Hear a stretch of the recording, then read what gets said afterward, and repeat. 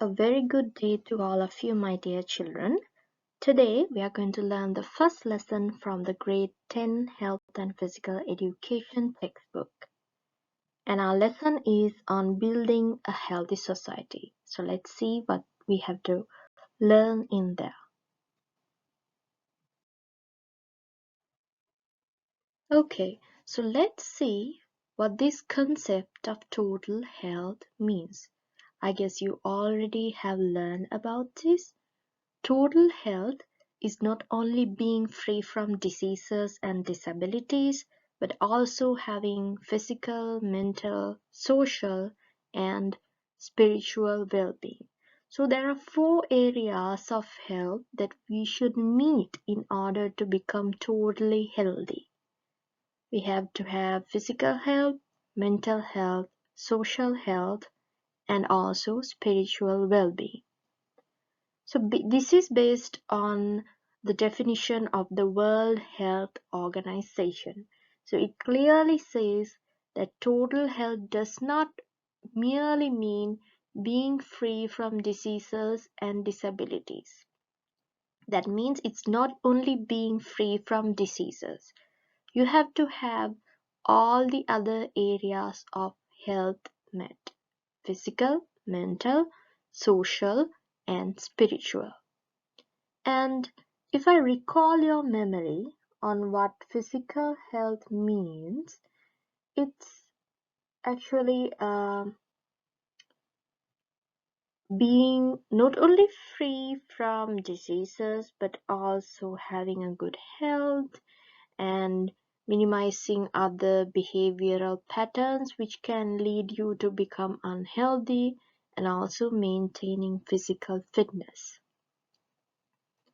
There are a lot of factors and good habits that you require for proper physical well-being, such as having fresh air, having clean water, hygiene and sanitation that you maintain, eating healthy food, sports and exercise, having adequate rest and sleep, and being able to live in a good environment also lead you to have a physical well-being. And if I recall your memory on what mental well-being is, according to the World Health Organization, mental well-being is the ability to identify your skills, to face the challenges in your day-to-day life successfully, and work effectively while serving the society and living happily. So it's a combination of all these factors which lead you to your mental well-being. It's the ability to identify your skills, to face the challenges in your day-to-day life successfully, and working effectively while serving the society and living happily. So there are good habits that you can practice for mental well-being, such as engaging in sports activities, engaging in aesthetic activities such as dancing, painting, engaging in a hobby, leading a simple lifestyle, managing your time, that means time management, counseling, and meditation. All those are some of the good habits that you can practice for mental well-being. And what about social well-being? Social well-being is to maintain good relationships with the people around us.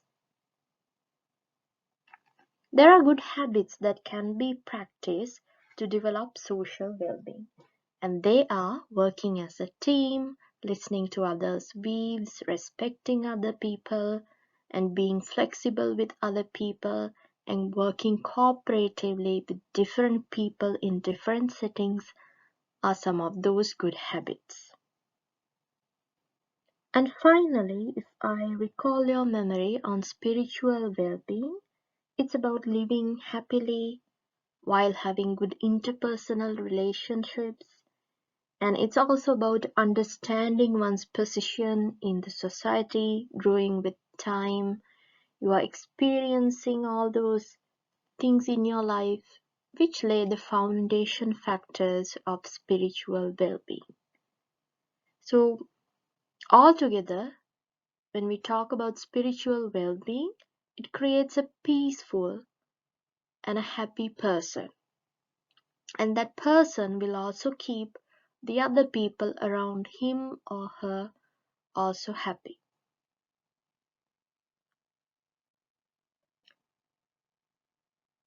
And there are several basic factors that would help to build spiritual well-being, such as enjoying your environment, whether it's the beach or the mountains, whether it's your home garden, whether it's your own bedroom, whether you enjoy the environment, whether you have that ability to enjoy your given environment.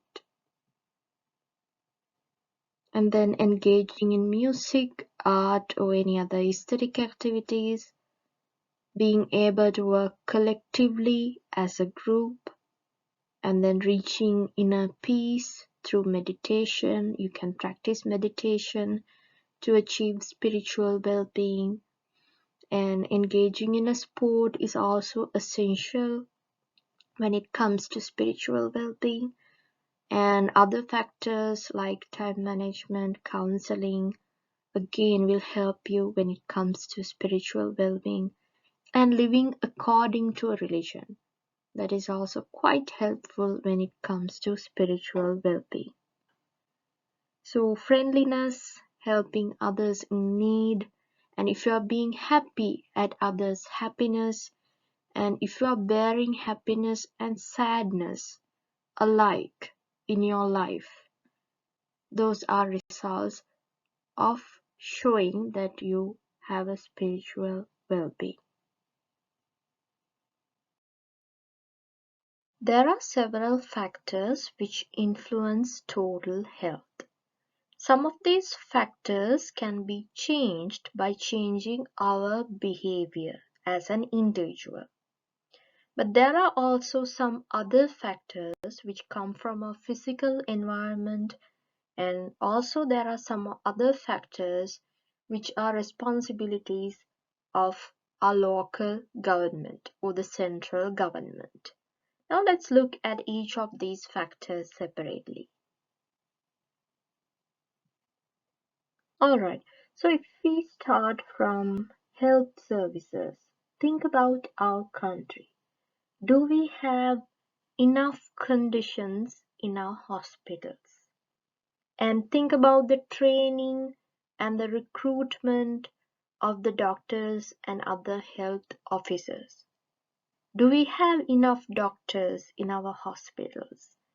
And how about our maternity and child health services and other special health services provided by the government hospitals?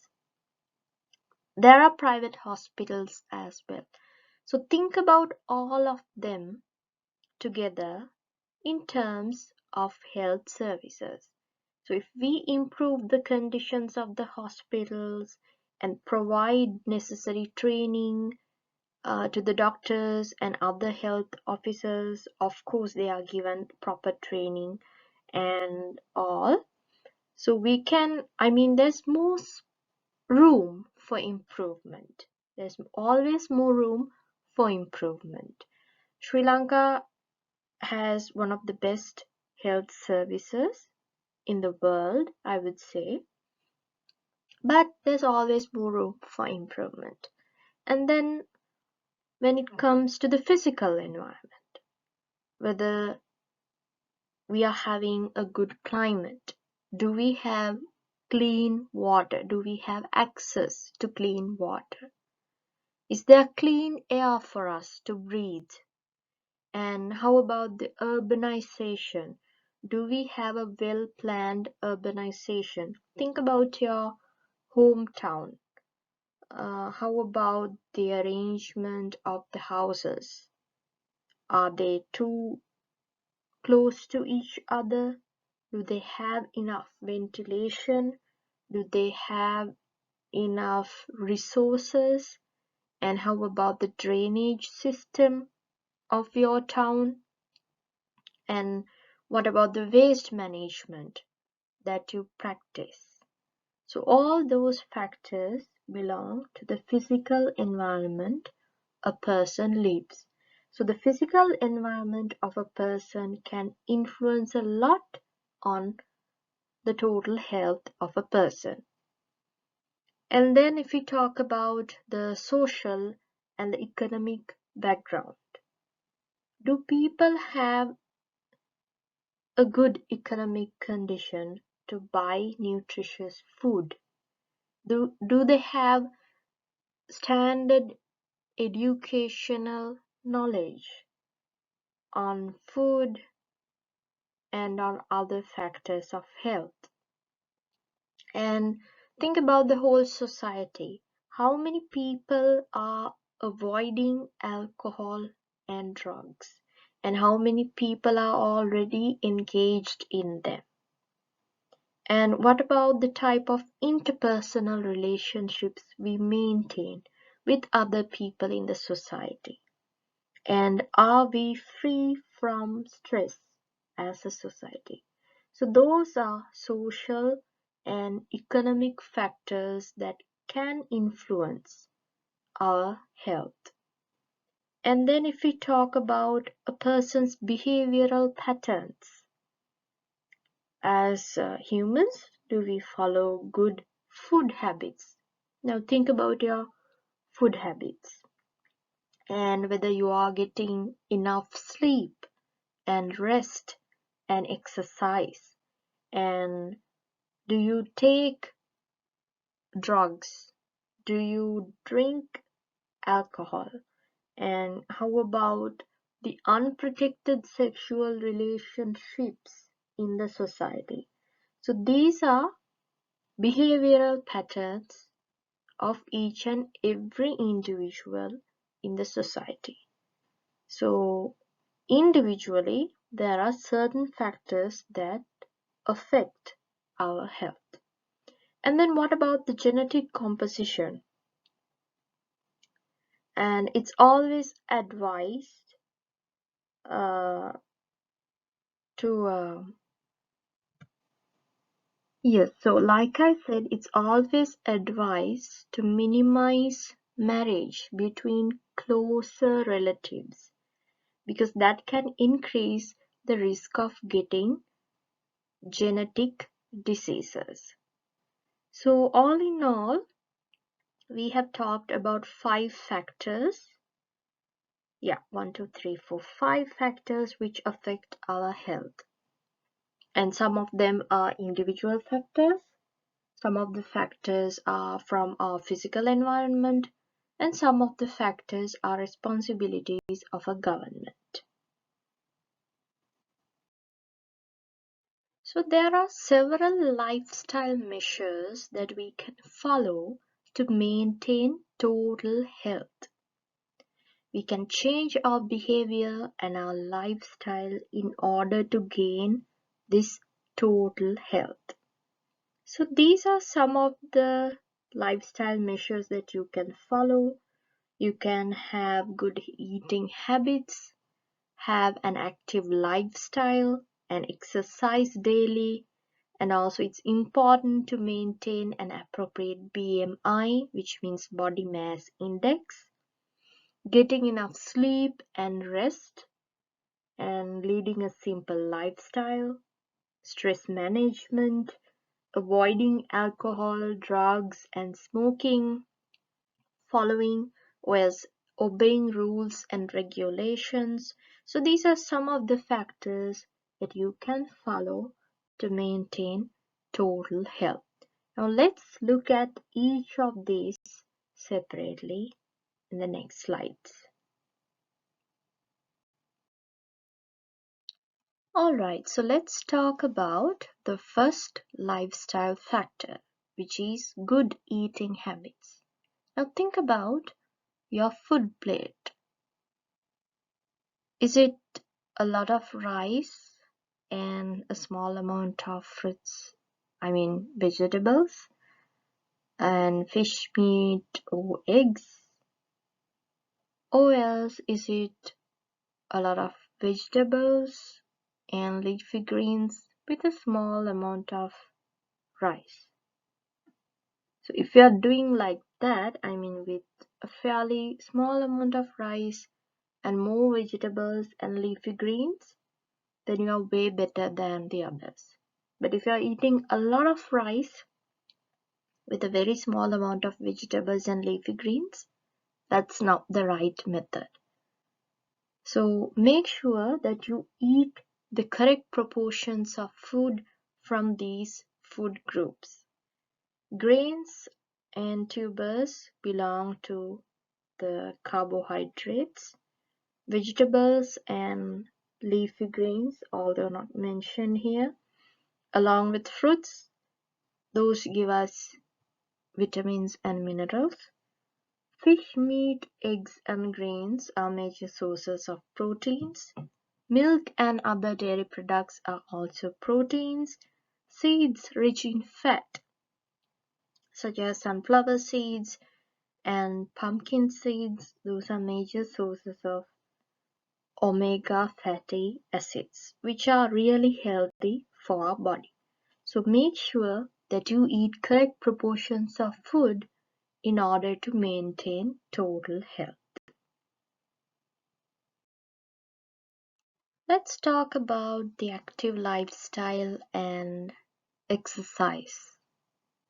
So one can prevent getting all those non-communicable diseases like cancer, diabetes, high blood pressure, heart diseases, stroke. All those things are non-communicable diseases that are commonly found in the society today. So if you engage in enough exercises daily and if you have an active lifestyle, you can get rid of these diseases. You can prevent getting any of these diseases. And as a rule of thumb, it is usually like adults should engage in daily physical exercises for 30 minutes and children should engage in daily physical exercise for 60 minutes. So you can engage in brisk walking, running, cycling, swimming, or any other kind of sport that you like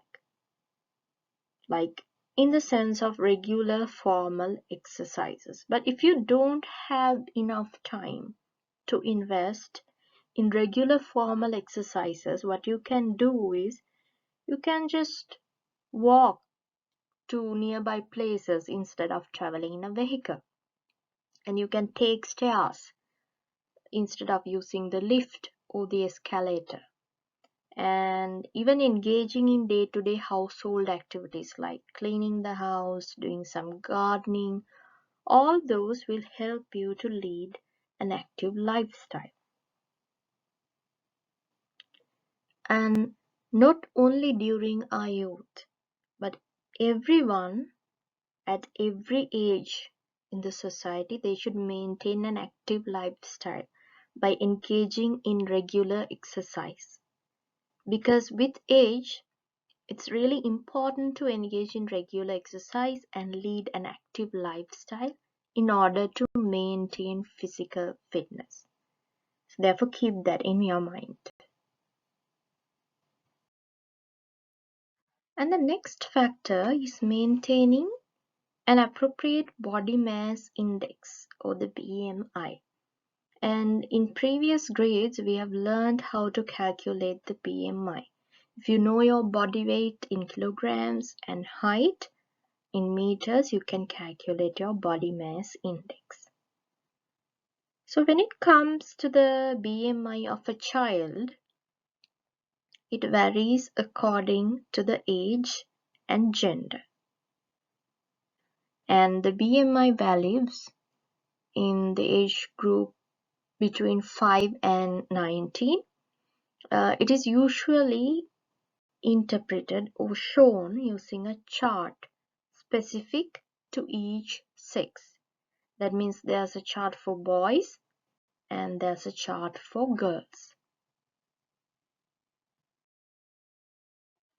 So here you can see two charts of BMI, one for boys and the other one is for girls.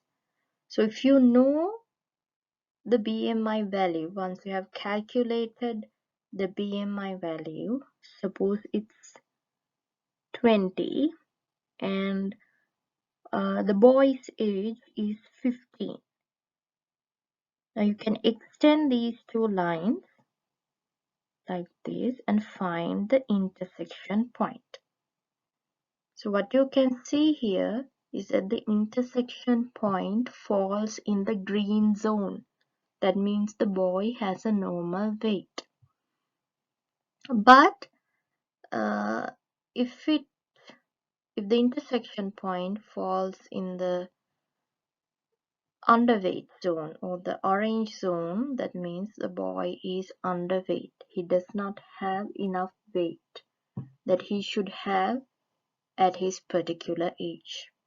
And if it's light purple zone, then the boy is overweight, and if it's dark purple, that means the boy is obese and he's highly risk of getting all the non-communicable diseases, even though he is a boy. I mean, in terms of age. Now it doesn't matter whether it's a child or an adult, everybody has a risk of getting non-communicable diseases.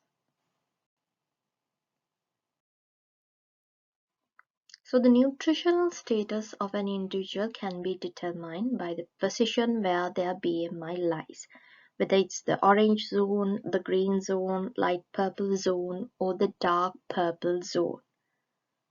And the ideal zone is the green colored zone, which says that your BMI is normal and we can predict that the person is healthy. However, if you're wondering what this SD means, that means standard deviation. That's a statistical term. I guess you don't have to worry much about that, but just keep the numbers in your mind in case you might get them in your exams. So although there are two separate charts of BMI for boys and girls, that means for people below 19 years old, when it comes to adults, we don't have such difference when it comes to the gender or the age. That means if you are above 19 years old, you can go by this measurements. And these ranges, we have two types as Asian measurement and the international measurement. The ideal measurement for us as Sri Lankans is to go by the Asian measurement. So once you calculate your BMI, suppose you are older than 19 years, once you calculate your BMI, you can check whether it falls in the normal level range. So if it falls between 18.5 and 22.9, that means you have a normal BMI. If you are below that, that means you have to improve your weight. If you are above that, that means you have a risk of developing non-communicable diseases like diabetes, high blood pressure, strokes, cancer, and heart diseases. So such people, they should reduce the intake of energy-rich foods. What do you mean by energy-rich foods? That means foods which are high in carbohydrates, basically.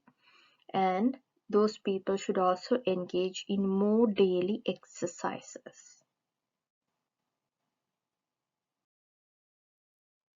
So the next factor, which is very influential when it comes to our total health, is adequate sleep and rest. After a hard day's work, whether it's physical or whether it's mental, sleep is really important. We need sleep to put our body into rest. It's not only sleeping, but it's also a part of the development of our body. Our body grows when we are asleep. So sleep also help us to retain what we learn. And when it comes to the sleeping schedule, I would say an adult needs about 8 hours of sleep daily, while children need more than that. And if you're not getting enough sleep, there are consequences, or I would say side effects of that, such as poor concentration. That means you cannot concentrate properly. If you are a student, that would affect you really very much. And sleepiness and irritability. That means you are not having a stable mood. You are getting irritated all the time. And you are tired during daytime. Even though you have woken up just after a sleep, you might feel tired if you haven't slept enough. And all these factors will reduce your work efficiency. So it's important that you get enough sleep and rest daily. Having a simple life is also a certain lifestyle that one can follow to maintain total health. But it has to be decided by oneself. We cannot force it on another. So that means in this, when it comes to simple lifestyle, one can be content or satisfied with a modest life and not chasing after luxuries. That is also a very important factor. Another important factor is that you can reduce your belongings to a minimum and manage your requirements with whatever you have. That's also one of the important factors of a simple lifestyle. So it is said that this concept was promoted by Mahatma Gandhi at the beginning of the last century. Anyways, living a simple or a minimal lifestyle, this concept of minimalism is now very much popular across the world, and it is also one of the lifestyle measures that one can follow to gain total health. The next factor that we need to focus on is stress management. So what do you mean by stress?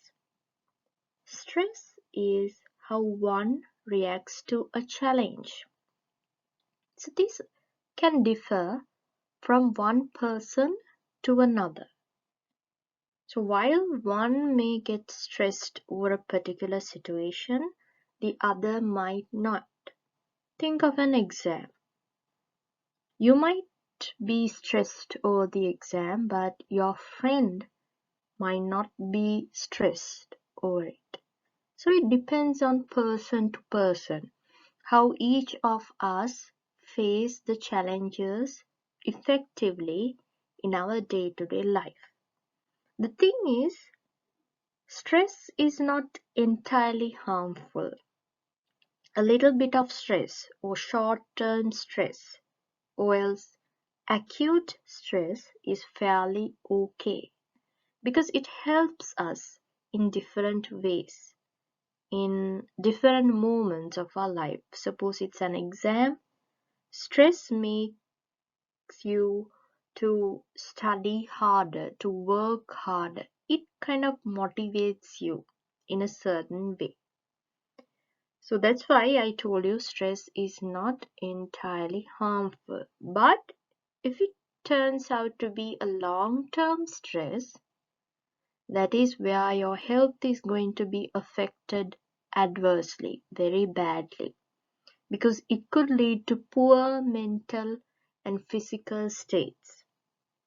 So what you can do is you can find methods to manage your stress, because you can't get rid of stress in your life. That's impossible. You're going to come across different situations and different challenges in your life daily, whether it's big or small. So there's going to be a little stress in your life all the time. It's how you manage it.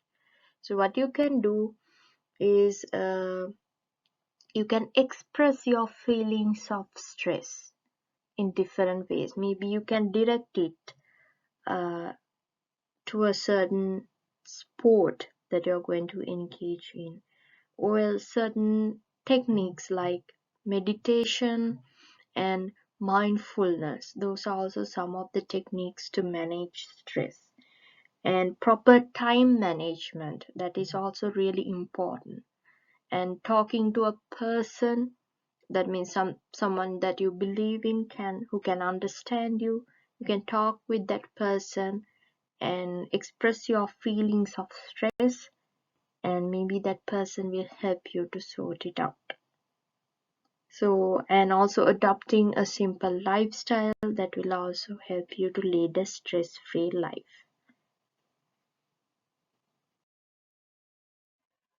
And another factor that we should focus on is avoiding alcohol, drugs, and smoking. Because the use of alcohol, drugs, and tobacco is a great hazard to both our physical health and mental health. It also affects our financial status and also the social well-being, the type of interpersonal relationships that we maintain with others. So nowadays we know that many youngsters are attracted to all these illicit substances. So this is also due to the image that they have been given on the use of this. So if there's propaganda out there, advertisements, all showing how elaborative this alcohol, drugs, and smoking are, so those things are going to attract the youngsters. However, it's important that you have enough knowledge about your health and the factors that you should follow in order to gain total healthiness. So you should keep in mind that avoiding alcohol, drugs, and smoking is entirely necessary to have to maintain a good health. So you can take measures in order to prevent the use of drugs, alcohol, and smoking. I mean, there's little we can do as individuals, but the government, the central government or the local government, they can take steps to prevent or reduce the use of drugs and alcohol. They can increase the price of cigarettes and alcohol. They can also limit the places selling them, especially around schools. And advertising of alcohol and cigarettes, it's already banned in Sri Lanka. Advertising is banned. And also taking effective legal action on the use of and trafficking of illicit drugs, and changing the image that the society has placed on these items. For example, now we have various pictures showing harmful effects of smoking on the cover of the uh, carton of tobacco. So all these factors will in a certain way would prevent the use of drugs, alcohol, and smoking. Obeying laws is another factor that we should be concerned about. There are rules and regulations introduced to us to protect public safety, public health, and also the general well-being of the public. So we must always observe them and resist any kind of temptation that we have on breaching them. We should not breach the country's law.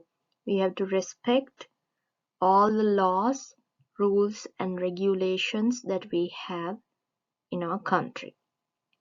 So during adolescence, especially during adolescence, there could be peer pressure to break rules and regulations. But I believe nowadays the youngsters are way knowledgeable than they used to be. So I hope they do not try to break any rules or regulations. For example, some time back, the youngsters used to not wear the seat belts in a vehicle or not wear helmets when they're riding the motor bicycles and all, but they are for their own safety. That's what we have to remember. And then smoking is prohibited in public places, so some of the people just break these laws, and they are also creating a health hazard to others as well.